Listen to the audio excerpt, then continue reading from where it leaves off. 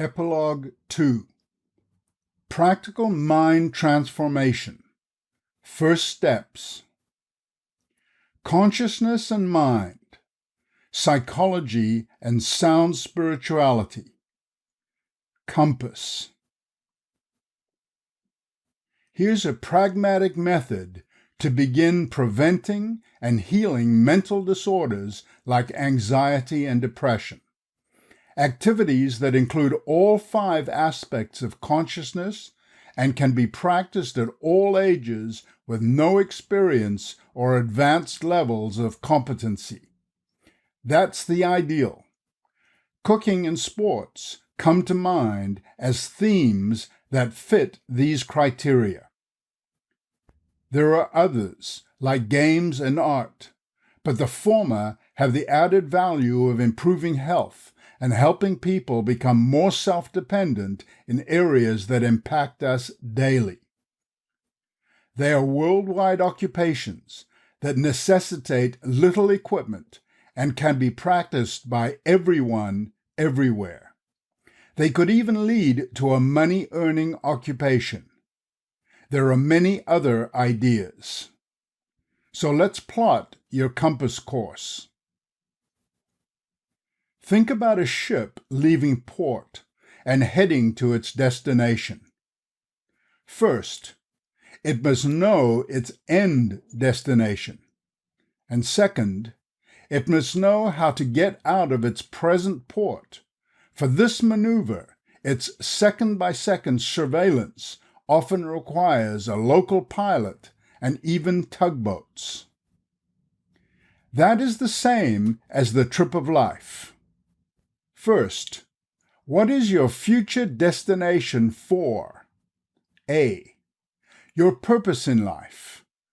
Train driver, derelict, doctor, social worker, artist, etc.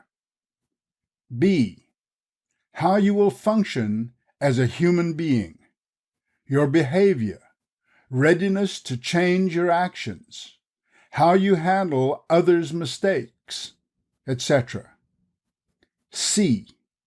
Your socialization. Single, married, divorced, integrated into society, etc. D. Your rulership, in control of yourself and your surroundings, salaried, independent, etc. E. Your reasoning, based on rumors, fake news, erroneous information, truth, etc. Those are big destination decisions where you'll be navigating some rough waters. You'll gain experience during the trip and make course changes to keep on track. You must know yourself, your capacities, and your mindset. You cannot do this alone, but you are ultimately responsible in all these areas to reach the proper ports of call and finally, your destination. You don't have to make final destination choices at age 18, 20, or even 30, but you need an excellent idea of some intermediary ports, or you will be doing circles in shark-infested waters. Goals change. It's flexible steadfastness. And secondly, how are you maneuvering to get out of the harbor today, in the next hour, now? A. Your purpose today. What's today's one step forward toward becoming a better train driver, derelict, doctor, social worker, or artist? B. How will you function in the next few minutes as a human being? Your choices, accepting your errors, and making amends. C. Your socialization. What will be your subsequent 5 exchanges with people around you? Your mate, parents, children, colleague, person in the street. D. Your rulership. What will be your following 3 decisions in how you manage yourself and your surroundings? Will it improve or degrade your life? E. Your reasoning. How will your mind react and weigh the following 2 thoughts, situations, news, and information that come your way? With your compass in hand, you can modify a course, even 1 small degree, to align yourself in the right direction. As a parent, psychologist, teacher, manager, or coach, it's your responsibility to help point a child, patient, student, employee, or client in the right direction and show them how to take the first step. Help them develop a plan and receive the training and equipment necessary to cast off from the dock. The 5 primary areas of life are daunting and may be beyond you. That's okay. Choose one domain and take just a short footstep in the right direction. Cast off just one of the ropes attached to the moorings, the first detaching of a shackle imprisoning you in the harbor. Jump the first, even lowest hurdle in front of you. That's your initial victory. Realize you did it. Help the person monitor their performance, even if they make a mistake. A cruise starts with 1 maneuver. Map out the subsequent 2 or 3 actions to get out of port. Break it down, 1 stage at a time, the what and how you'll accomplish it. Do not overwhelm yourself or another person. Time is not the significant factor here. The person and their initial stride forward are. A mistake in accomplishing the task is not a critical issue here. Trying is. We all make mistakes. Analyze why the person tripped over the hurdle and how I can help myself or the person jump better. Maybe reduce the height. Perhaps you need to add a stage you hadn't thought of, like getting a more adapted pair of shoes, or doing some leg muscle building first if you're helping a sedentary person become more active. My departure. Myself, coach, manager, employer, teacher, parent, adult, adolescent, child. Consider their age, mental level, intellectual, and manual skills. Consider whether you're proposing personal, spiritual, and/or civic advice. Consider establishing a detailed how-to reach each benchmark. Make each step attainable quickly so they can know they've crossed the finish line. Discuss the stage with them. It cannot be imposed. It must be their free will choice. They're responsible for the decision. They set the goal and are accountable. Download the Google Doc and give a printed copy to the adventurer so they can plot and follow their cruise. You'll find more details and examples about compass there, and you can leave comments and suggestions. Example. Many years ago in London, I went into this food store with a grill behind the counter. A disabled young man was learning to fry eggs. His manager patiently showed him how to clean, prepare the grill, break the egg, no shells and no broken yolk, and use a spatula to position it on the plate. A few days later I returned, and he was doing a perfect job. One by one, he'd mastered the cooking steps and was autonomous. Go fry an egg and break down all the steps. If you have a young child, watch, guide, envision, and see the detailed steps to make scrambled, 3-minute or hard-boiled eggs and how to peel them. Then move on to an omelet, eggs Benedict. Every kid and adult should know such basics. The first aspect of consciousness, purpose, chapter 15 of this book. All 5 areas of consciousness are essential, and the first step must be taken for each of them. But 5 steps can already be distressing, which we want to avoid.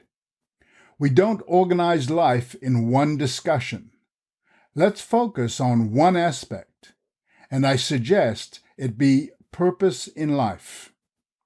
I think it's easier to define because it's pragmatic, and the physical tools for its accomplishment are easy to come by.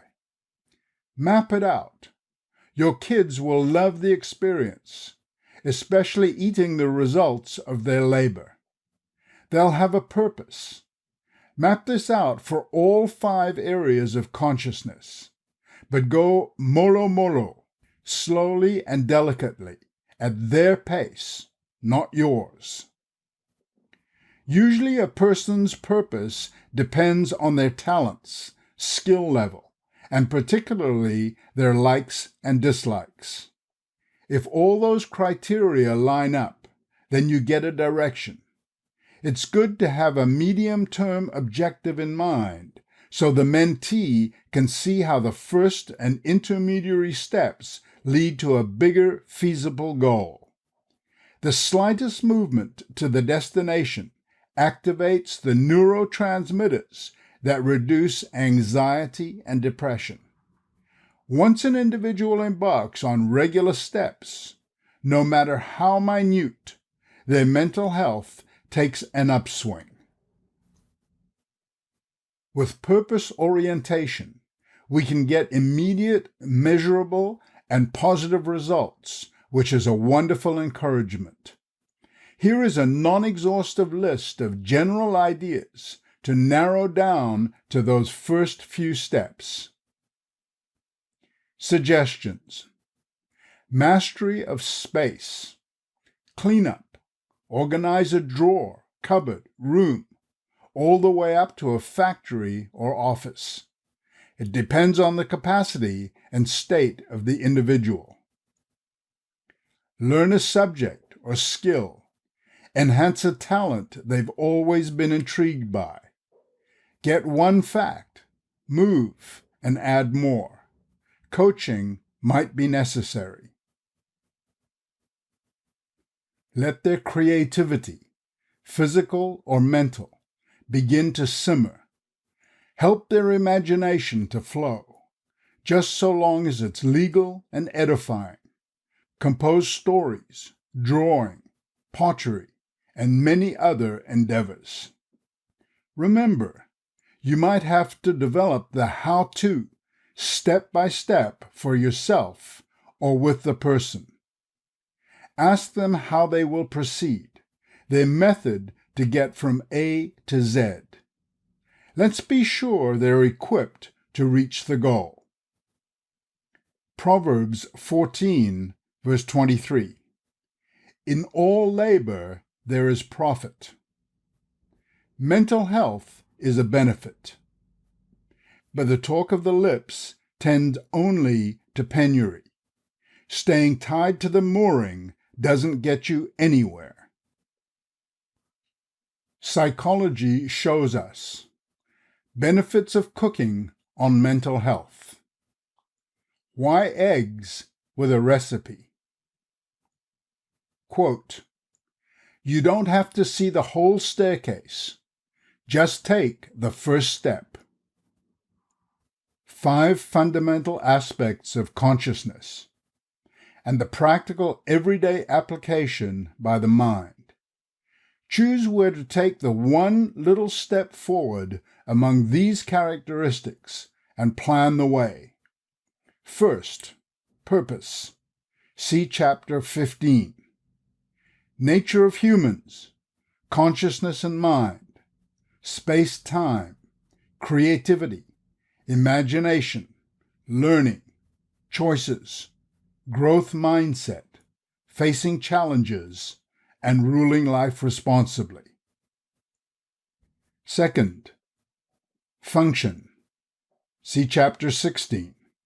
Two-faced humanity, free will, behavior, ethics, justice, self-reproach, and forgiveness. Third, socialization. Chapter 17.